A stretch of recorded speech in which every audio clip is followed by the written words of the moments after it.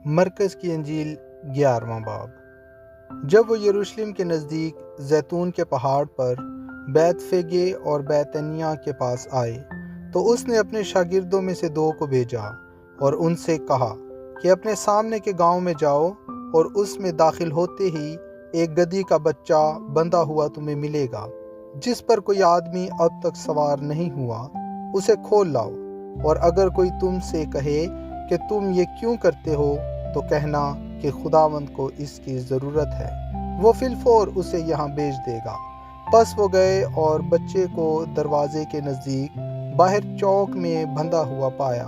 اور اسے کھولنے لگے، مگر جو لوگ وہاں کھڑے تھے ان میں سے بعض نے ان سے کہا، یہ کیا کرتے ہو کہ گدھی کا بچہ کھولتے ہو؟ انہوں نے جیسا یسوع نے کہا تھا ویسا ہی ان سے کہہ دیا اور انہوں نے ان کو جانے دیا۔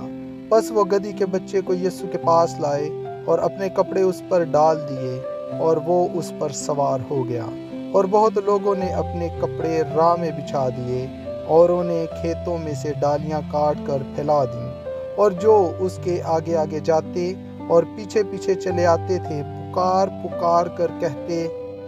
جاتے تھے، ہوشنا، مبارک ہے وہ جو خداوند کے نام سے آتا ہے، مبارک ہے ہمارے باپ داؤد کی بادشاہی جو آ رہی ہے، عالم بالا پر ہوشنا۔ اور وہ یروشلم میں داخل ہو کر ہیکل میں آیا اور چاروں طرف سب چیزیں ملاحظہ کر کے ان 12 کے ساتھ بیت انیا کو گیا، کیونکہ شام ہو گئی تھی۔ دوسرے دن جب وہ بیت انیا سے نکلے تو اسے بھوک لگی، اور وہ دور سے انجیر کا ایک درخت جس میں پتے تھے دیکھ کر گیا کہ شاید اس میں کچھ پائے، مگر جب اس کے پاس پہنچا تو پتوں کے سوا کچھ نہ پایا، کیونکہ انجیر کا موسم نہ تھا۔ اس نے اس سے کہا، آئندہ کوئی تجھ سے کبھی پھل نہ کھائے، اور اس کے شاگردوں نے سنا۔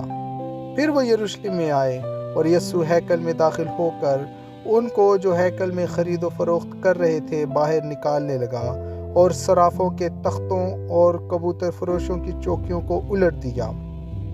اور اس نے کسی کو ہیکل میں سے ہو کر کوئی برتن لے جانے نہ دیا، اور اپنی تعلیم میں ان سے کہا، کیا یہ نہیں لکھا کہ میرا گھر سب قوموں کے لیے دعا کا گھر کہلائے گا؟ مگر تم نے اسے ڈاکوؤں کی کھو بنا دیا ہے۔ اور سردار کاہن اور فقیہ یہ سن کر اس کے ہلاک کرنے کا موقع ڈھونڈنے لگے، کیونکہ اس سے ڈرتے تھے، اس لیے کہ سب لوگ اس کی تعلیم سے حیران تھے، اور ہر روز شام کو وہ شہر سے باہر جایا کرتا تھا۔ پھر صبح کو جب وہ ادھر سے گزرے تو اس انجیر کے درخت کو جڑ تک سوکھا ہوا دیکھا۔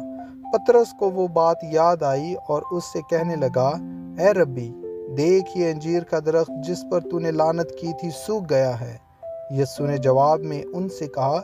خدا پر ایمان رکھو، میں تم سے سچ کہتا ہوں کہ جو کوئی اس پہاڑ سے کہے تو اکھڑ جا اور سمندر میں جا پڑ، اور اپنے دل میں شک نہ کرے بلکہ یقین کرے کہ جو کہتا ہے وہ ہو جائے گا، تو اس کے لیے وہی ہوگا۔ اس لیے میں تم سے کہتا ہوں کہ جو کچھ تم دعا میں مانگتے ہو یقین کرو کہ تم کو مل گیا اور وہ تم کو مل جائے گا۔ اور جب کبھی تم کھڑے ہوئے دعا کرتے ہو، اگر تمہیں کسی سے کچھ شکایت ہو تو اسے معاف کرو، تاکہ تمہارا باپ بھی جو آسمان پر ہے تمہارے گناہ معاف کرے، اور اگر تم معاف نہ کرو گے تو تمہارا باپ جو آسمان پر ہے تمہارے گناہ بھی معاف نہ کرے گا۔ وہ پھر یروشلم میں آئے، اور جب وہ ہیکل میں پھر رہا تھا تو سردار کاہن اور فقیہ اور بزرگ اس کے پاس آئے اور اس سے کہنے لگے، تو ان کاموں کو کس اختیار سے کرتا ہے، یا کس نے تجھے یہ اختیار دیا کہ ان کاموں کو کرے؟ یسوع نے ان سے کہا، میں تم سے ایک بات پوچھتا ہوں، تم جواب دو، تو میں بھی تم کو جواب دوں گا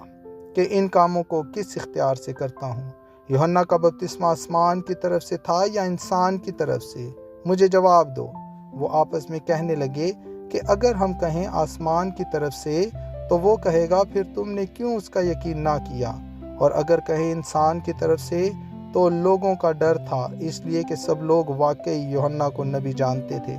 پس انہوں نے جواب میں یسوع سے کہا، ہم نہیں جانتے۔ یسوع نے ان سے کہا، میں بھی تم کو نہیں بتاتا کہ ان کاموں کو کس اختیار سے کرتا ہوں۔